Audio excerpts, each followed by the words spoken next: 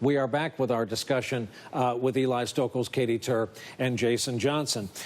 So, Eli Stokols, I didn't miss the fact that in those tweets this morning critical of Lindsey Graham and Jeff Flake, the president chose John McCain's fellow senator from Arizona and John McCain's best friend in the U.S. Senate. Not that everything goes back to John McCain, but this guy getting treatment for glioblastoma in Arizona, the guy who cast such a dramatic vote on the floor of the Senate when we last saw him. It's just an interesting bank shot. If you're Mitch McConnell, who had to come out tonight and support Jeff Flake, one of his Republicans, you're just looking to get all your Republicans in a pile so you can vote through legislation, perhaps.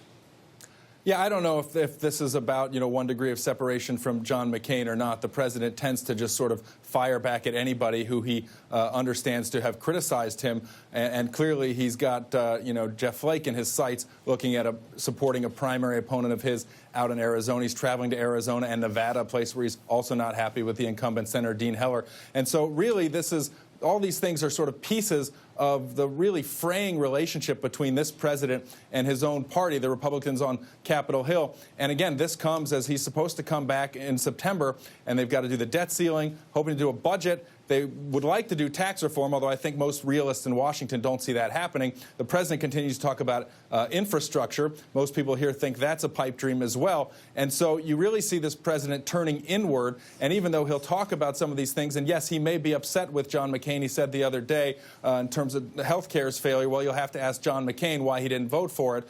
But this president gives lip service to the Republicans' legislative agenda, but his actions do not betray any sort of actual intent or real desire to follow through on any of those priorities. He seemed more content this week to sort of turn inward and just continue to withdraw deeper into these white identity politics that sort of defined his campaign. Katy Tur, let's call it an interesting relationship the president has with his own party. He often uses third-person language to describe them or they, and there's talk of him authorizing primarying these folks he doesn't like. The president, he feels like he's an outsider. He doesn't feel like he's part of a political party. Yeah, he ran on the Republican ticket, but again, his political ideology didn't really align with the Republican Party. Sometimes it was to the left of the Republican Party. At other times, it was far to the right of the Republican Party. It was essentially what was ever going to get a roar from the crowd at his political rallies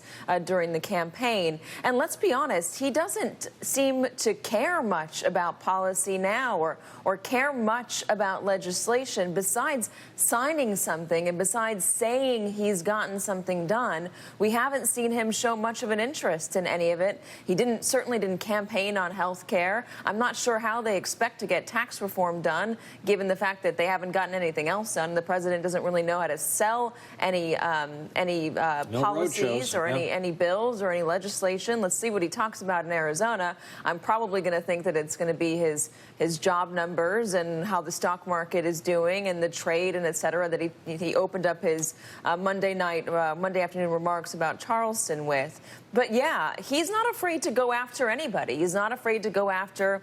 I would be surprised if he didn't go after Bob Corker. He's not afraid to go after Lindsey Graham. He's been doing it now for almost 2 years.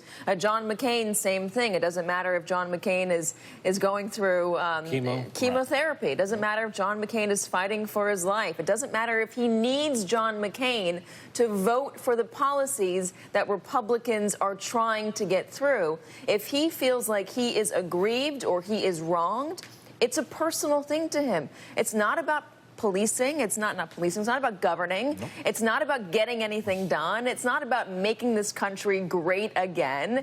It's about projecting self-image, a grand self-image. Jason, I wonder what he's like to his enemies. I can only imagine, and I'm waiting for him to send a tweet saying, "I only respect people like John McCain who beat cancer." Like, I mean, he's that tacky, that grotesque. I wouldn't be surprised if he said it. This is what I see happening. if they can't get any substantive policy done, if the Republicans have nothing to show after this first year of this presidency, which is highly likely, highly likely at this point, it's every man and woman for themselves in 2018. You think so? Because it's almost impossible to pass legislation during an election year. Whole House is up for re-election. Exactly. The whole House is up. Everyone's going to be running, and right after the 2018 election, I'm loath to usually think this far down the road, this president's going to get primaried.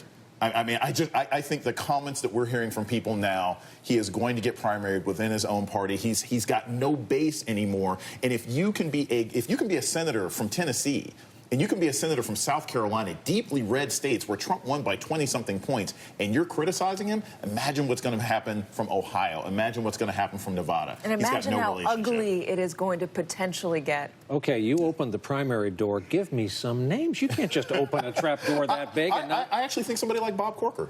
Look who's I'm sure coming John out and talking Kasich is today. going to do it. I mean, John these Kasich, two guys are at the top of the list because a guy like Corker is going to be able to say, look, I was almost going to be his vice president.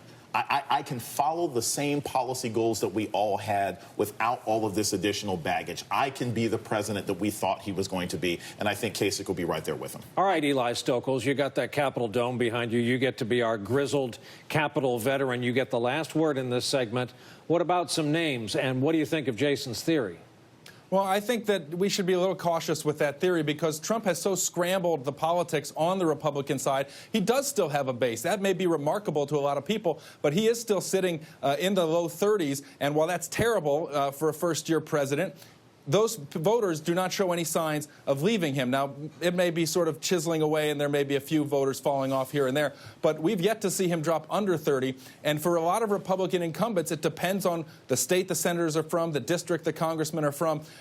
It really is an open question whether or not they are better off taking a tougher stance against Trump or embracing him or saying nothing, because there are still deep worries about offending that Trump voter who remains, at least especially in a primary, a big part of the votes that these incumbents are going to need. So the politics are really not that clear, and that's one of the things Republicans are wrestling with every day as they're confronted with something Trump said that they have to respond to, trying to sort of calibrate that response. The question's been asked by people smarter than me. If JFK had to rewrite Profiles in Courage in 2017, who would he fill the book with? Our great thanks to three of our friends for a terrific top of the broadcast tonight.